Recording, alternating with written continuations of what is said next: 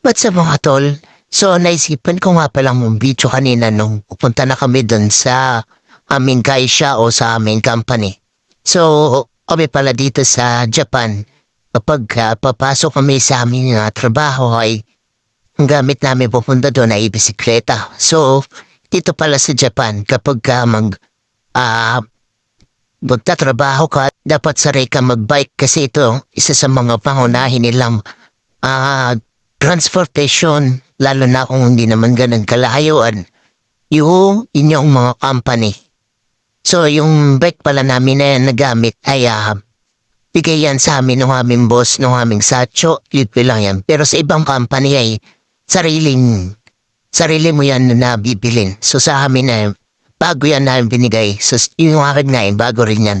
Then, naalala ko nga pala nung nag-aaral pa lang ako sa Sakura Nihongo School. May isa sa amin na hindi nakapasa sa practice. Pero although sanay naman talaga siya, nangyari kasi nang tumuhod yung kanyang paa habang nagpa-practice. So isa siya sa mama hindi nakapasa.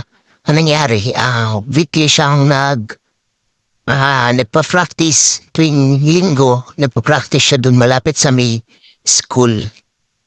So dapat kapag ka mag-a-apply ka, pupunta dito sa Japan ay isa yan sa dapat na kaya mo o dapat sanay ka na magbisikleta kasi gamit na gamit yan dito pupunta sa Japan.